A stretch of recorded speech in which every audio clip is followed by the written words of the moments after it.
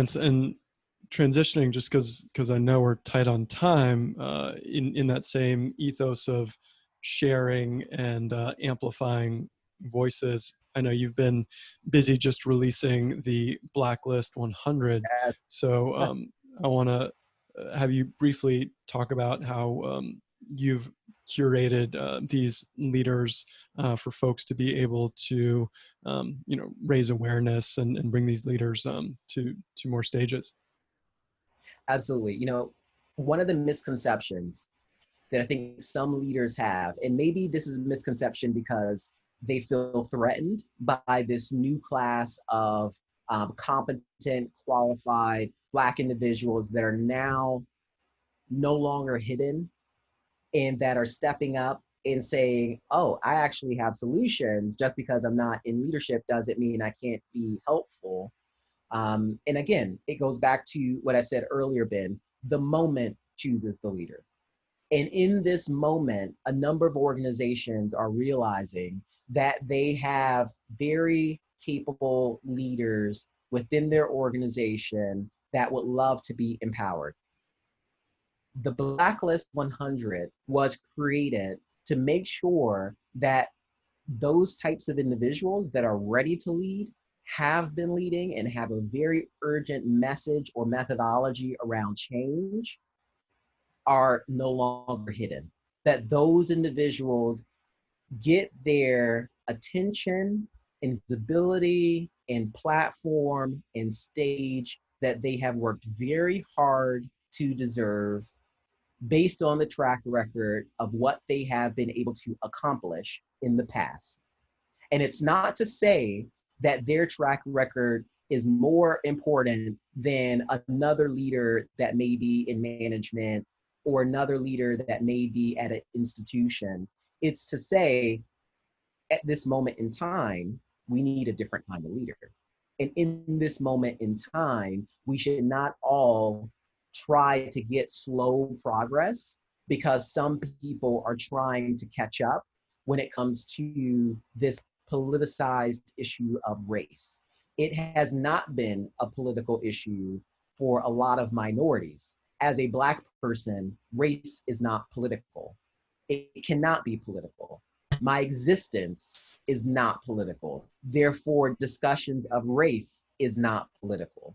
We have now turned a corner where those conversations can happen in the workplace because individuals understand that they must assume an uncomfortable position, and we must keep people in an uncomfortable position because change only happens when we find the barrier of comfort and then push it.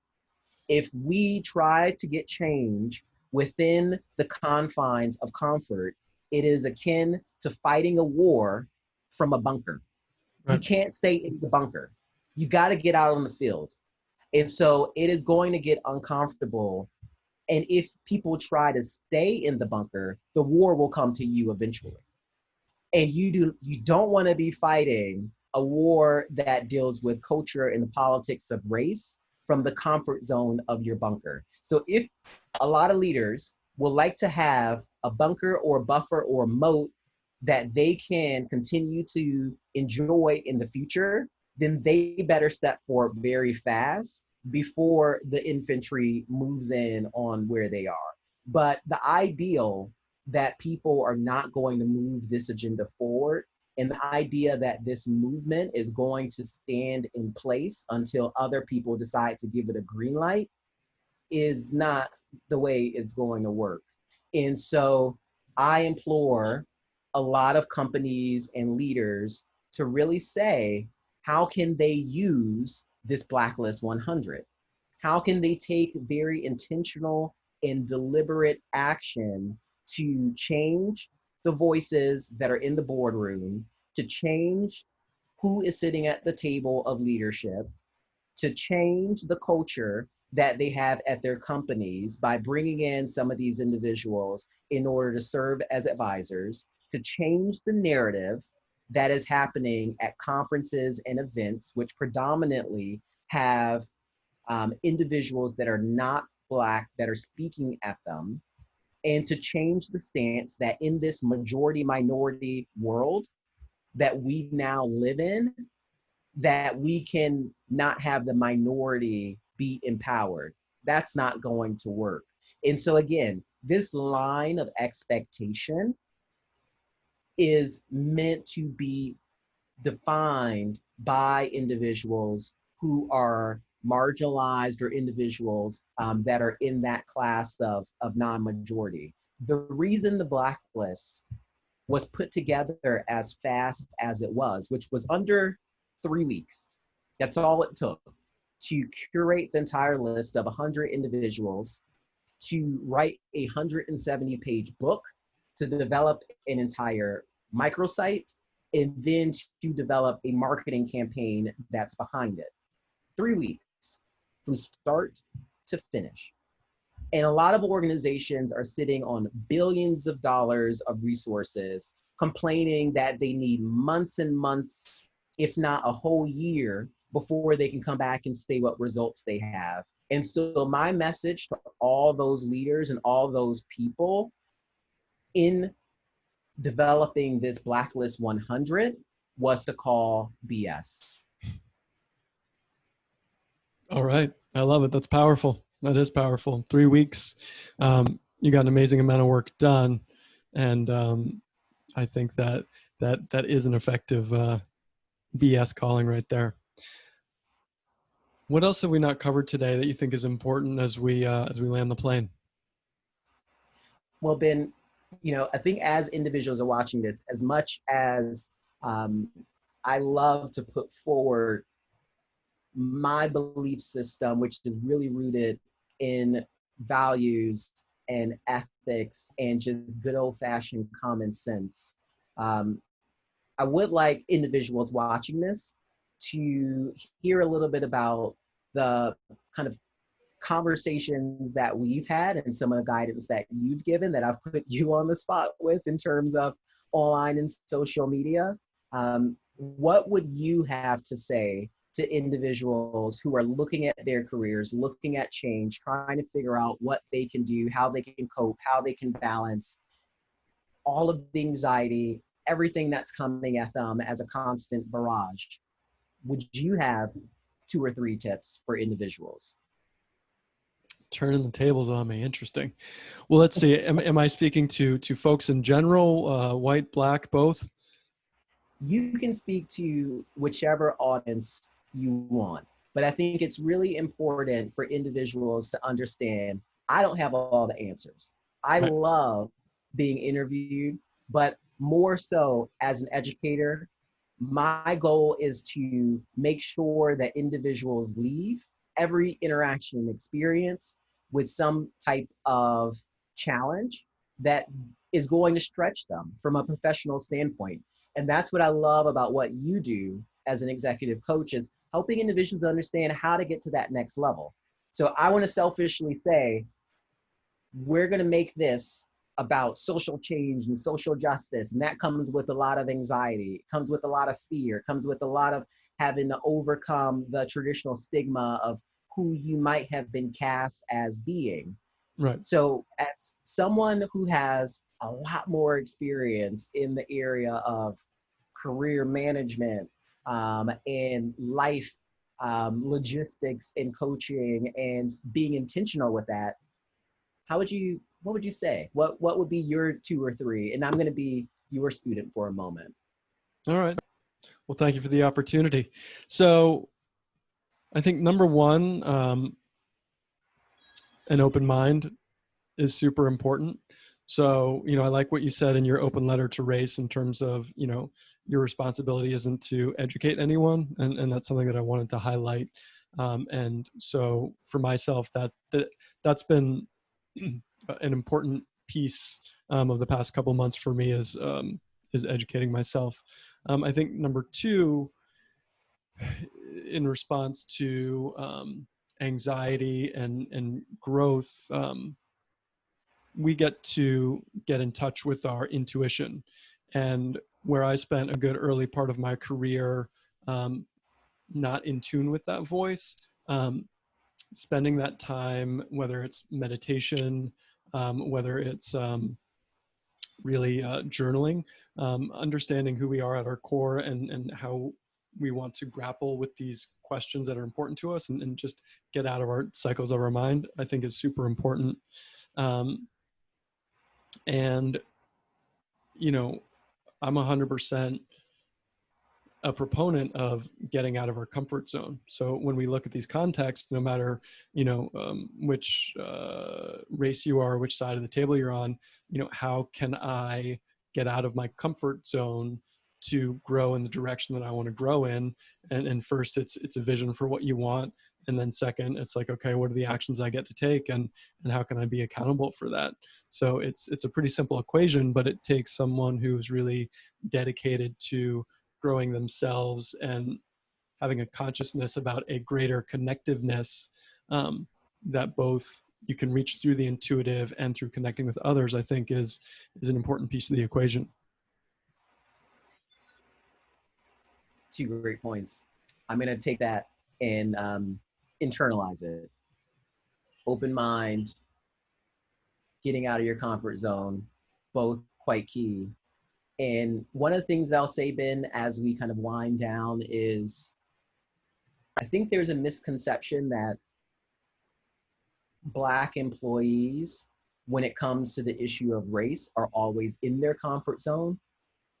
It is something that we have to think about also. And so that last point of getting out of your comfort zone, I think is so applicable to everyone, because whether you are a bystander, you have to get out of your comfort zone. If you're in leadership, you have to get out of your comfort zone. And if you are a Black employee, you have to get out of your comfort zone and speak up and try to give solutions. And so I love those 2 points. Thank you very much for sharing. All right. Yeah, no, my pleasure. Well, I really appreciate your leadership. I mean, I think, we started with you being this pioneer, and I love the way that you are really putting your money where your mouth is, in terms of being a voice that's providing both inspiration as well as concrete steps and accountability. So appreciate how you're showing up. Thank you. Thank you. We have a lot more work to do. So it is a continual need to recharge. I think as everyone thinks about what's within their power in terms of answering this question of what support looks like, sometimes the best support is to help other individuals to recharge, and to help other individuals just have that spirit of fortification to keep speaking, to keep using their voice, and keep showing up, because that is quite key and important. We have seen the largest protests in US history happen during the month of June, quantified against all others. That level of energy needs to continue to be pushed forward. We need to feed off of it and use this as an opportunity for change, and not as an opportunity to say we need perfection. There are so many different things that's going to prevent us from having perfection, because we have no models. We have no playbook for this period of American society and global infrastructure and business. We must move forward with the understanding that we will likely get things wrong and we will break things, but that is better than live under a broken system.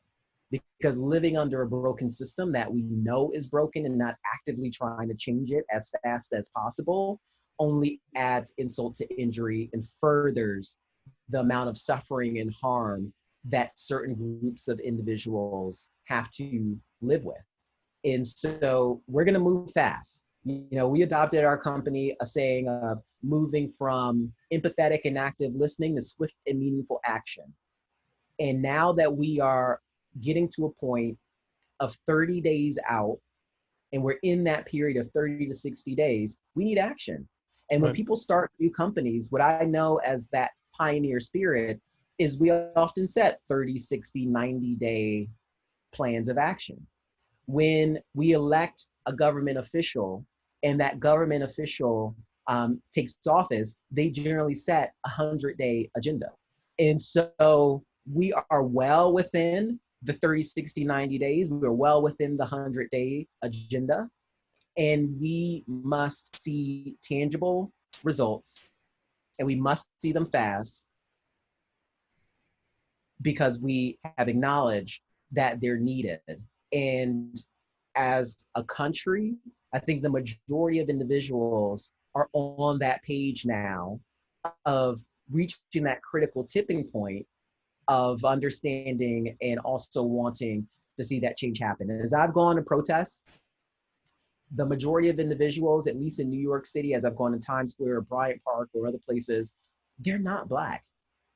And so this is an issue that has had unintended consequences when it comes to one population of people. But we're now at a point where I genuinely believe the majority of people, at least in America, want to see change. We cannot let the minority of people who are trying to hold on to power structures to have their way. And so that is the fight that we have ahead of us. We do have a timeline and expectation in terms of when action is going to happen. It is at most 90 to 100 days from the mass social unrest that we've just seen. And we will keep pushing, keep fighting, keep being vocal until there are tangible changes. And then if there's not tangible changes, then we need to remove the leaders that are keeping change from happening. Because we can't doubly admit that Black Lives Matter, but then at the same time, do nothing about it.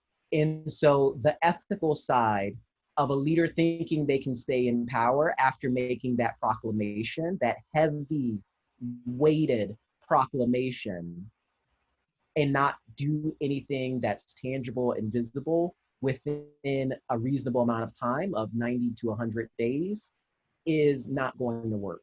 And so we will continue to make sure to remind all of those leaders that the expectation is set by us, and the expectation is high, and that expectation needs to be met within a certain period of time of 90 to 100 days. All right. Well, I think that is a beautiful place to sign off. And